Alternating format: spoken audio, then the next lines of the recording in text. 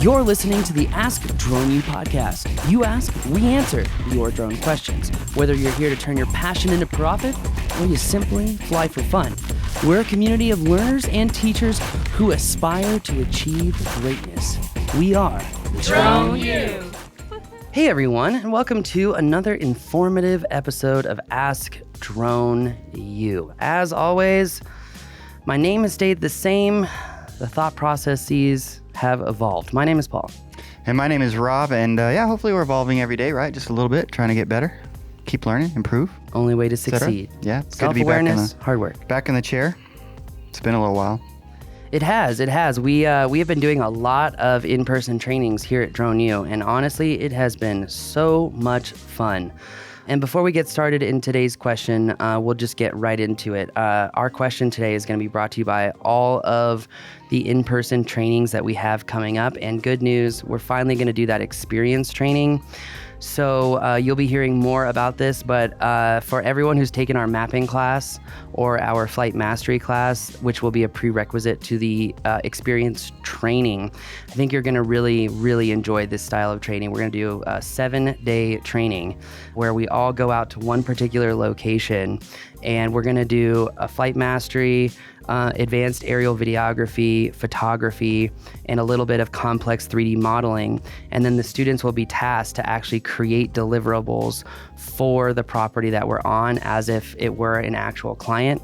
And then at the end of the training will be a full day where the students present the deliverables. So this is pretty much as real life, as scenario based as it gets. But in an effort to try to propel you forward, we want to do some kind of pre-training. That way you guys can learn before you create the deliverables, then create the deliverables, and on the last day, present them to myself, Rob, and the owner of the property.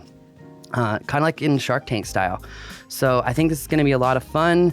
It's not going to be open to everyone, but because these experience trainings will take place in the fall, we are hoping that some of you who may want to go to that have an opportunity to join us for a mapping class, because the deliverables will be a fully edited video, fully edited photos, and an orthomosaic to showcase a guest map, and then a 3D model with an interior model as well. So it's going to be a lot of fun, and I'm really excited. We've been working hard on writing everything out, on getting the marketing going, so we'll be on the site soon.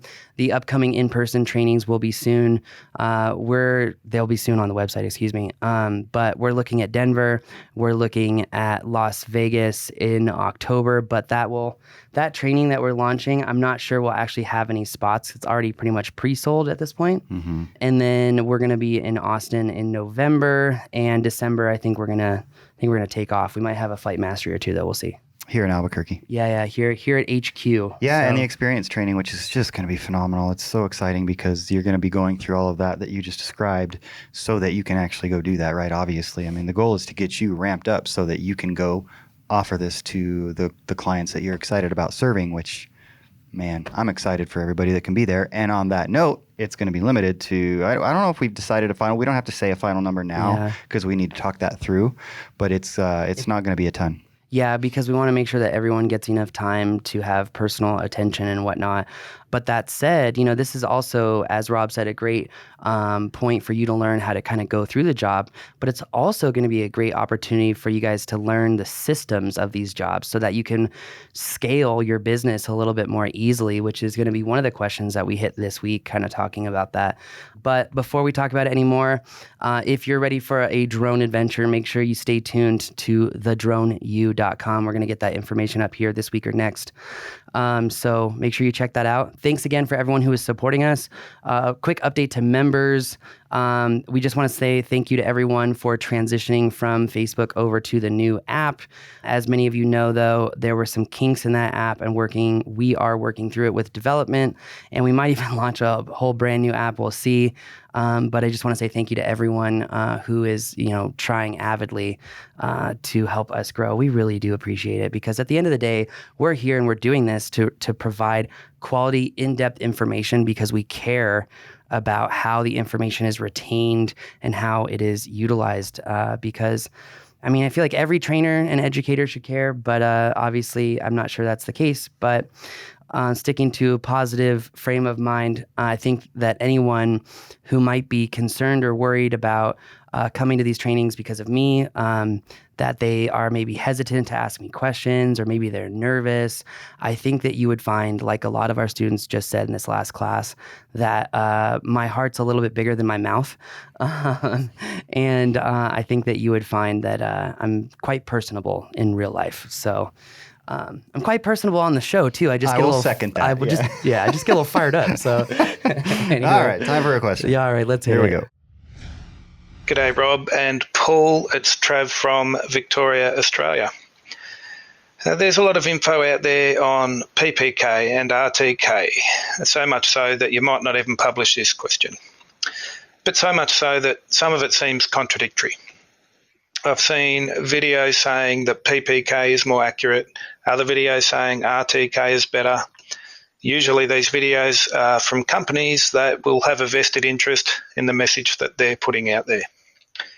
So in mid-2021, tech changes over time, tech advances, our experiences with the tech change and can change our perspective. So currently, what is your preference for mapping? And let us know why. Thanks for all the info you put out there. Keep up the great work. Cheers. Cheers, Trav. Thank you so much for the question. You know, you mentioned that we might not actually want to publish this question. It's a great one. Paul got really excited about it, actually. Yeah, pow! It's And, ready to go. You know, it's really interesting that you mentioned some of the videos that you've seen coming from the companies that are selling the products that you're referring to. And that is why it's so important that you ultimately get information and learn from people that are actually doing it and using these various technologies in work, right?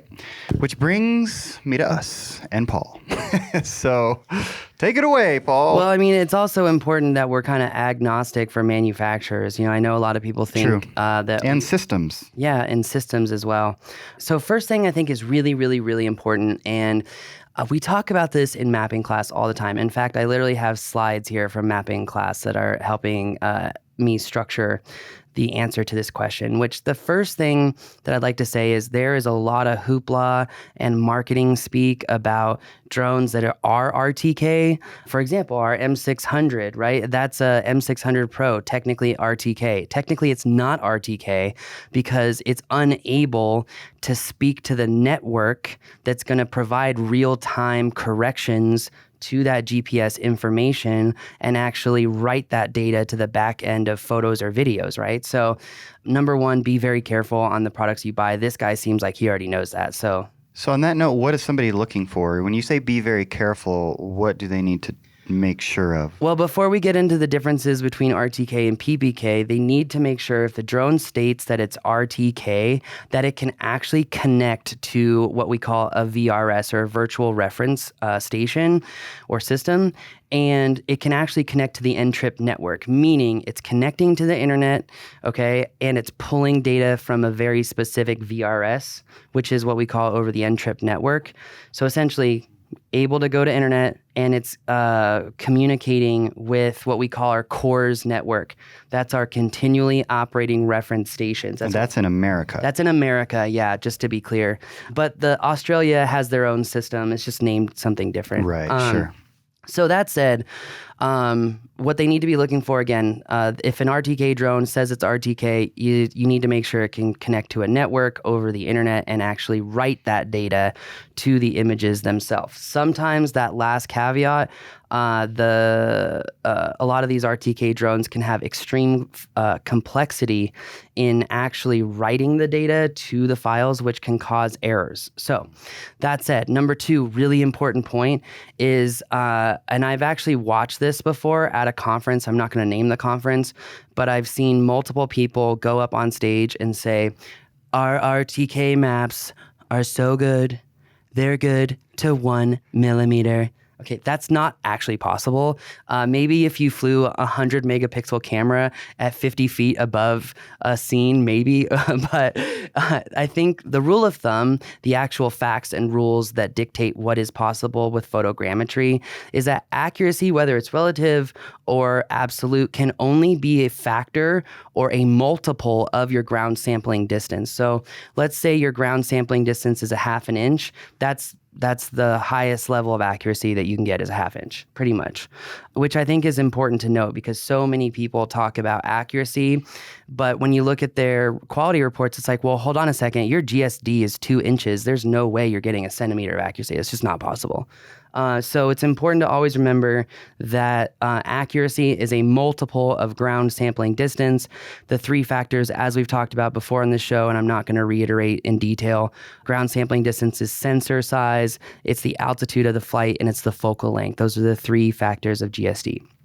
That said, his question, what is the best GPS, RTK, or PPK? I wrote here in my notes, and as I talk about in mapping class, it's really dependent on the location that you're in and the availability of the virtual reference station. So first and foremost, RTK solutions. So if we're using a rover, like a GS20, Trimble R10, or the Reach RS2, which finally I got one of my students.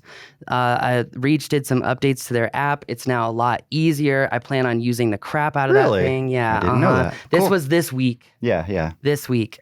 So that said, I've got to do a big piece on the Reach RS2 because honestly, I really think that solution, I feel bad for Emlid because they provided us one to do a review on it, and I haven't done that yet. It's been a year. But I'm going to go heavy on it and hook them up fat because they are providing an affordable solution that speaks on 4 constellations. You know, it's got L1, L2, L5. It's a phenomenal tool, but you do have to have a subscription to a VRS similar to Leica's SmartNet system, similar to Trimble Business Center. You do need to have a subscription in order for it to pull data. That said, I just found out Albuquerque has a free CORS network, but it only works in city limits. So that really wouldn't help us. But some states have free VRS, like Florida. So that if you're in Florida and you need a great RTK solution, RS2 is awesome. Don't forget, though, that when you are georeferencing maps or models, ground control points are 2 pieces of tech, right? You've got some sort of target, like the target that's here on the table, and then a GPS unit that measures the center of that target. Because again, in order to georeference our maps and models, we need to be able to see that target at 100, 200, 300, 400 feet and be able to mark said target. So when is PPK a better solution? One, I would say that you have got to be in an area that has cellular data, and you've got to be close to a reference station. For those people who are in GIS, surveying, engineering, you guys know what I'm talking about being a specific distance, what we call that baseline distance, between where you're shooting points and the actual reference station itself. I've heard surveyors, some say 5, some say 10, some say 20-mile baselines. I'm not a surveyor, so I'm not really able to calculate the best baseline distance, but I've had a lot of success up to, I think, 10 miles away, 12 miles away. That said, RTK works amazingly well when you have cellular data. And the reason it works so well is because when you shoot your targets, you're done. That's it. You have the data right there on the collector. You can go import those points into Pix4D or Metashape or whatever you're using, and you're good to go, right? Done. Okay. Now, the issue with a lot of drone pilots is that setting up these rovers, setting up these RTK receivers can oftentimes be kind of complex. And if you don't know what you're doing, then you screw the data up and you add or inject more error than you would initially have. This is why so many people have chosen to work with Propeller's Aeropoints. And so we can now say that we are not sponsored by Propeller because their sponsorship kind of ended. We had to pay to re-up our Aeropoints. But now they have Aeropoints 2.0, Rob, and they look way better. Like they have a screen on there that tells you like what's going on, like way better solution. Does it look better or does it perform better?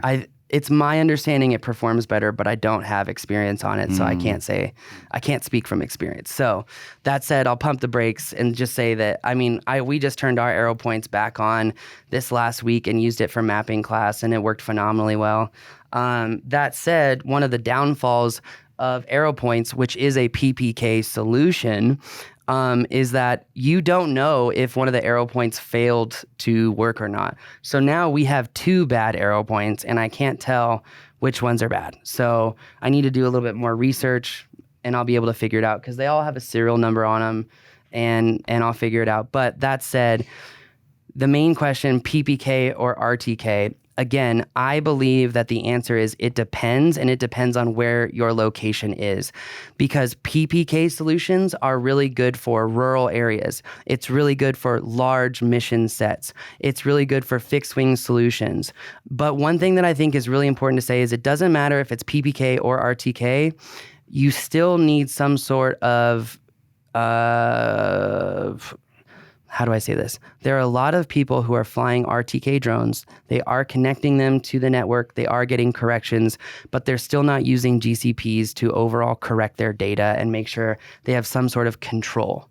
I still recommend that even if you are using just RTK from the drone itself and not a rover with landing pads, that you still have some sort of GCP, aka utilizing a landing pad and a rover.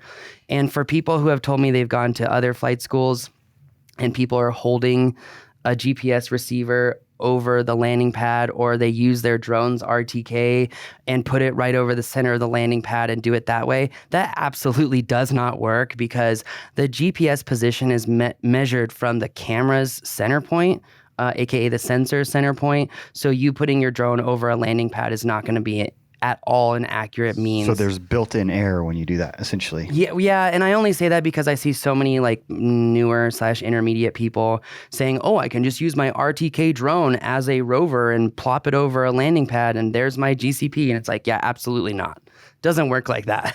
So back to the question, RTK, PPK. When is it a great idea to use PPK? When you have no cellular network, or you're a very long distance from any of these reference stations.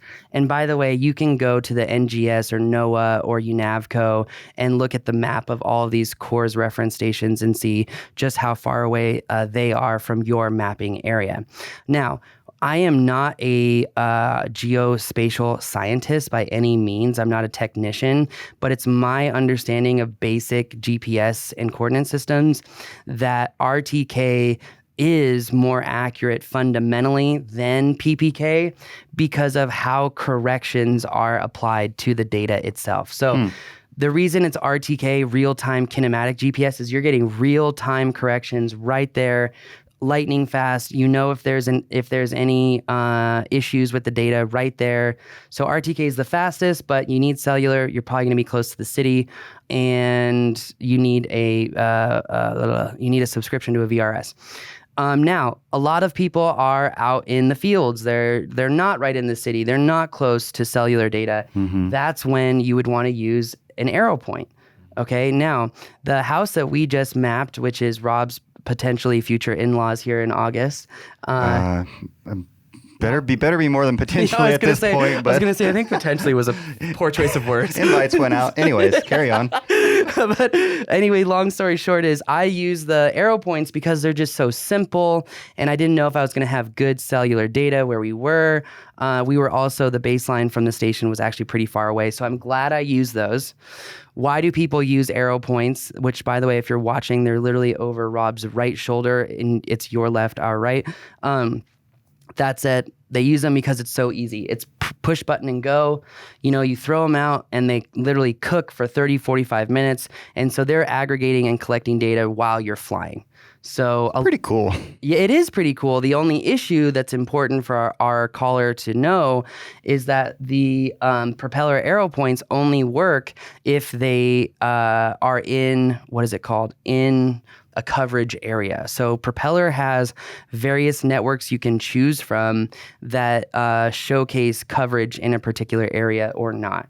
Now, I say that because there was one really weird time that we were in southern Charleston and the Aeropoints and RTK didn't work.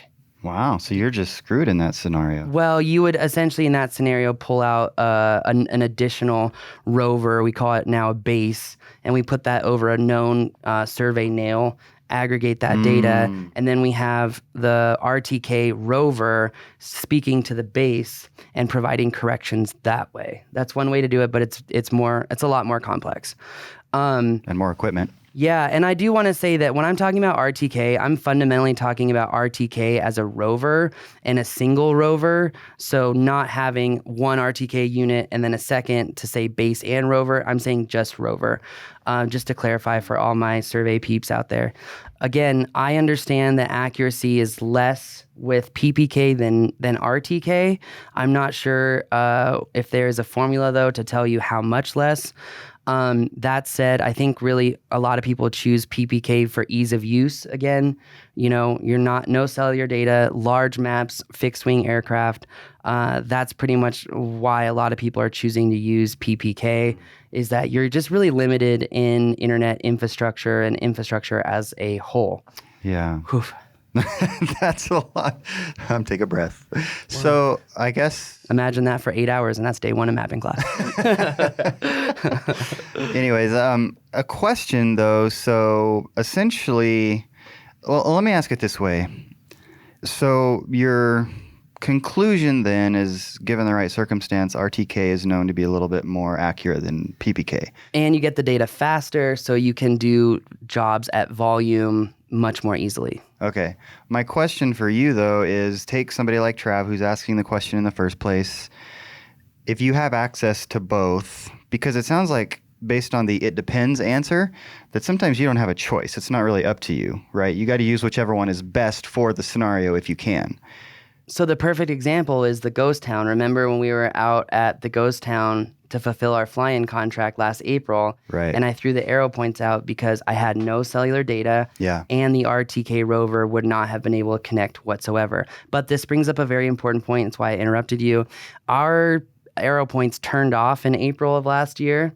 But when I turned them back on and reactivated, they had the points from the Ghost Ranch literally last year. And so now I can go back and geo-reference all the search and rescue models and everything. So That's cool. Anyway, sorry, go ahead. No, that's cool. So ultimately, when we get to a place where, say, Trav has the ability to use both, maybe it's either or, and let's say, well, it sounds like for ease of use, you choose PPK. No, RTK. Yeah, I would go RTK, but I didn't explain one key asset or facet of the RTK workflow as far as why I prefer RTK over PPK. Okay? PPK is technically easier to use, but because you don't know if you run into errors until you're off-site, that's very problematic for me. In addition, Propeller has gotten better at providing you the simplified CSV file to upload to Pix. But, and I'm not saying this because we sell landing pads, so I just want to make that really clear.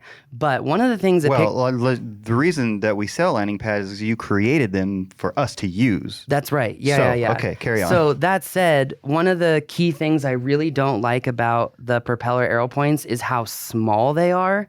Pix4D in the past used to say that GCPs should be at least 40 times GSD.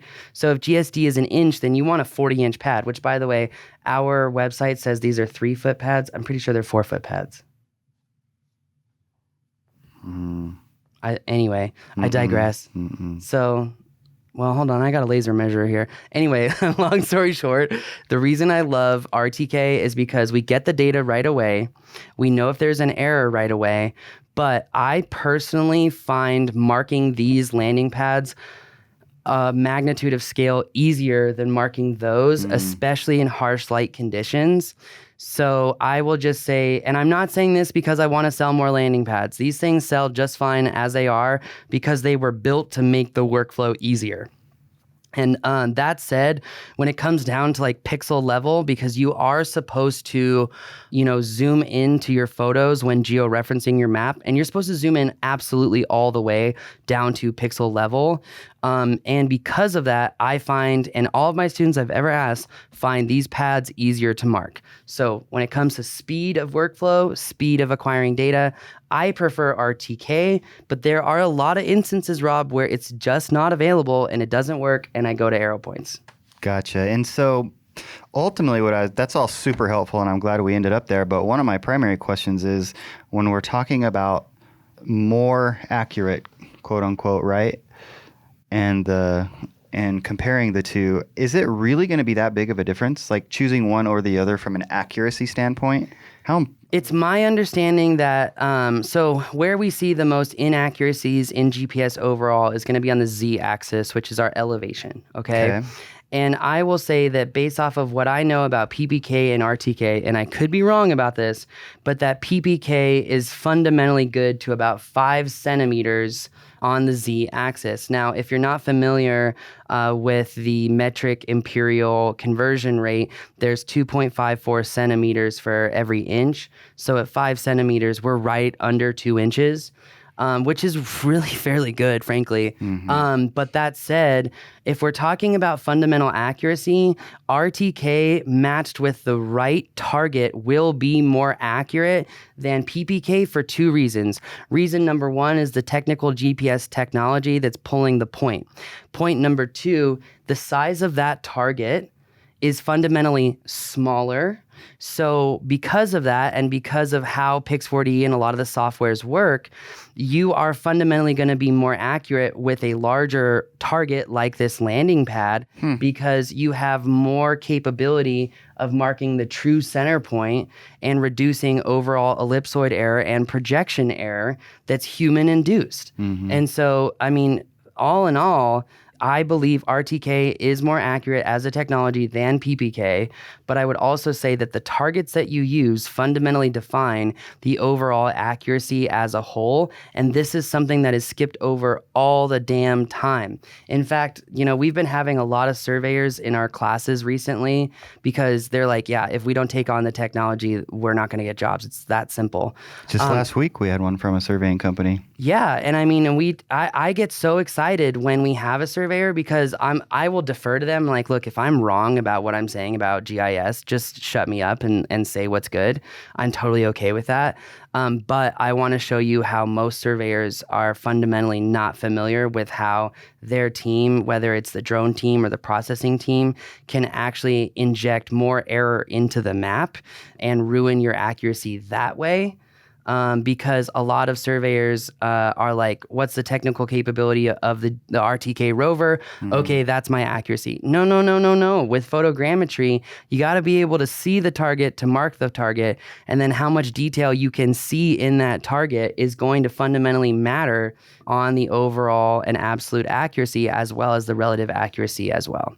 So, for example, and I'll end with this, landing pads is what we call these, but these are really ground control point targets, okay? They act as both.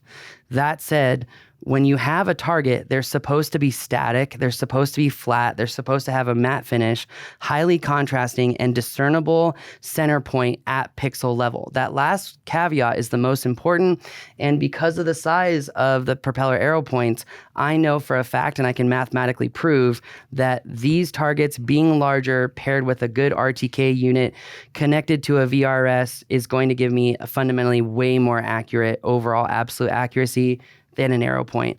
But Aeropoints are easy, they're convenient to use, and they do work very well. So there's that. That was a nice little quick mini class. I know. I'm like, PPK. I'm like, good day. Here's your matrix. If this, then that. If this, then that. If this, then that. So. Wow, that's awesome. But yeah, Trav, I hope that answers your question. I would imagine that it did. I would put some money on it, but if not, let us know. One last caveat: propellers. I'm pretty sure an Australian company. And I'm pretty sure that they have network coverage all over Australia. Oh, well, there you go. So that might be another. So remember, kind of leaning that way. Yeah, large maps, rural areas, propeller Aeropoints, urban areas, and not urban jungles, by the way, not concrete jungles, because everyone knows tall buildings throws off the GPS unit. But urban areas, in connectivity, large targets and GCPs, RTK. So that's what I would say. Anyway, I don't want to start selling these now because then it's going to negate hey, I'm not trying to sell landing pads. Yeah, whatever. No, we don't. Yeah, it's good. People know. Well, wow, thank you. That's awesome. AskDroneU.com is where you can get an in-depth question in so that we can dig into that for you. Agreed. And by the way, if you are interested in our GCP landing pads, they are on the site, thedroneu.com. Scroll to the bottom, click swag, and then top right corner, you will see the landing pads. This is actually the first time all year long that we've had pads in stock. Yeah, we need to order more already. What? Oh, we need to order more already? Oh, well, that's on that bombshell. That'll do it for us today. My name is Paul. I'm Rob. And I love it when he tells me we need to order more product.